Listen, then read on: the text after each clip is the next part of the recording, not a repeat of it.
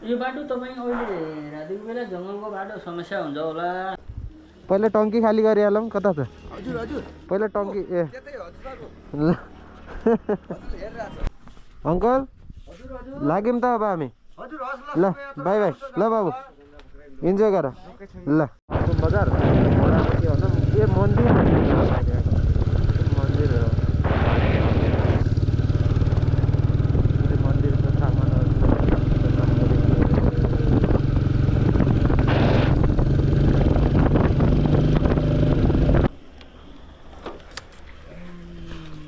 नमस्कार हजुर नमस्कार। नमस्कार। चिया पाउँछ होला? पाउँछ सर, नेवारी खाजा घर खाजा सेटहरू पनि सबै छ। त्यसो भए चिया पिलाउनु न त।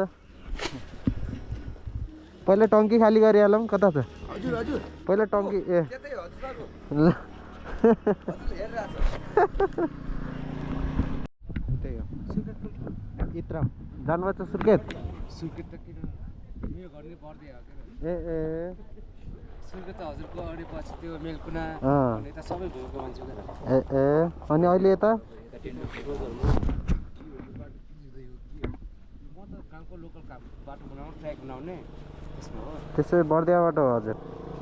अच्छा यो घर चाहिँ बर्दिया ओराली बजार ए ए सुन्नुभएको छ त्यो 100 मिटर लामो पुल छ नि कोठेघाटको अँ त्योभन्दा 4 किलोमिटर यता मेरो घर हो। ए कोठेघाट हो तपाईँको कोठेघाट 4 किलोमिटर अगाडि अरे।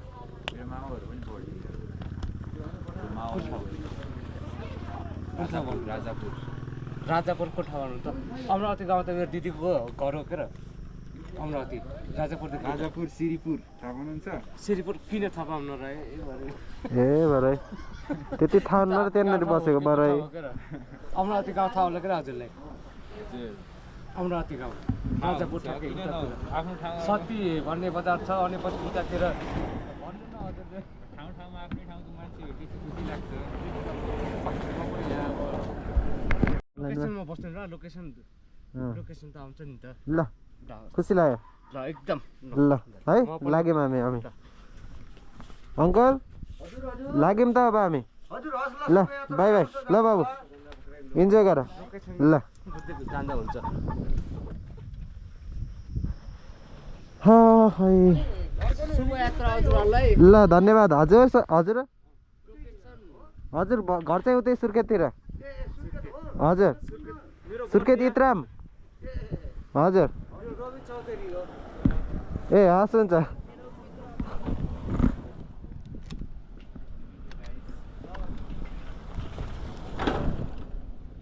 ल बस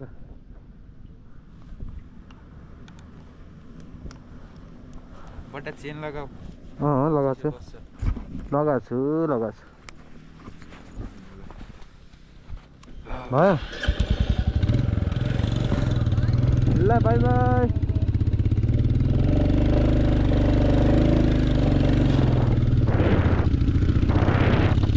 ल ए आयो अब नन वहाँ गएर प्युठान गएर बस्नुपर्छ। त्यसपछि गौतमलाई प्युठानसम्म चाहिँ पुग्नुपर्छ आज चाहिँ। Okay let's go. रुममा त खै त्यस्तै हो बाटो यात्रामा अलि ज्यादा काम हुँदैन। के खाजा के छ हामीसँग? खाजा अब जमिन सुमिन होला सर, अब त लगभग के होला कहाँ पुग्ने हामी? हामी प्युठान जानुपर्ने प्युठान जाने बाटो त्यही हो। प्युठान जाने बाटो त खोइ म त यो बाटो हिँडेको त छैन त्यति। अब तपाईँ त अहिले रातिको बेलामा यस्तै भन्न सकिन्न। प्युठान भनेपछि यता अग्लुङ होइन प्युठान? अग्लुङ त अब अग्लुङ पारिपट्टि हो प्युठान। प्युठान भने अग्लुङ होइन र? ठुलो ठुलो बेसीतिर जानुपर्छ भनेर कता राम्रो भयो? हामी त पोखराबाट आएको। के अरे उस्मातिरबाट आएको इस्माबाट कुसमा उस्माबाट प्युठान त बुटुल हुँदै जान्छ के अरे? त्यताको बाटो धुलो थियो आउने बेला त्यताबाट गइयो जाने बेला। पोखराबाट उता जानुपर्ने कि त्यहाँबाट उताबाट सल्लो हुन्छ फ्याट्टा।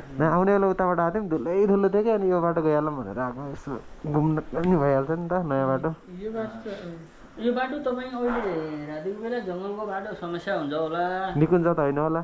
निकुञ्ज त होइन, होइन। निकुञ्ज त त्यसै खाजा खाऊँ बरु। खाजा खाऊँ, चाउमिन बनाइदिउँ न।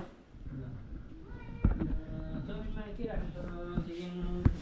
चिकन चिकन अन्डा चिकन चिकन बनाइदिउँ। हजुर। अब चाहिँ हामी यहाँबाट रुकुमको लागि निस्किएर त्यहाँबाट जाजरकोट हुँदै कोलपुर हुँदै सरी मेलकुना हुँदै कोलपुर हुँदै अनि नेपालगञ्जको लागि गइन्छ। ए बसे आज यस्तो ठाउँमा भयो रुम नपाएर यहाँ राति लापरवाह भएर लापरवाह हुन्छ लाभारिस।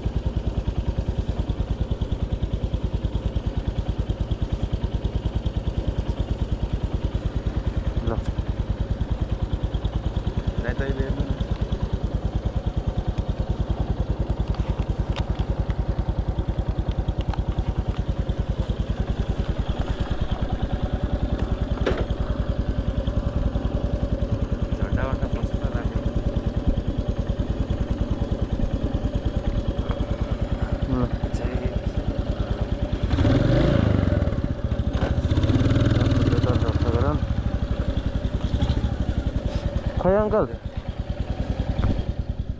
अङ्कल खै गयौँ अङ्कल हामी। हस् हुन्छ बाई बाई। हस् हस् धन्यवाद।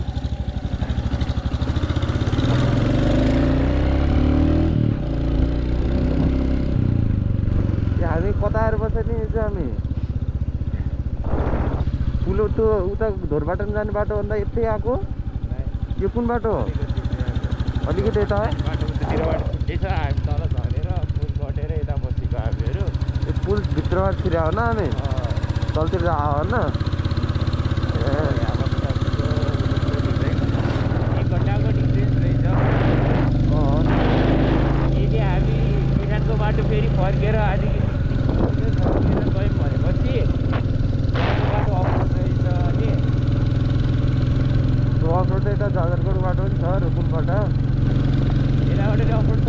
रुकुमबाट छ त रुकुममा छ। मोबाइल हाल्नु के गरे अन्त नि अङ्कल? ए सरी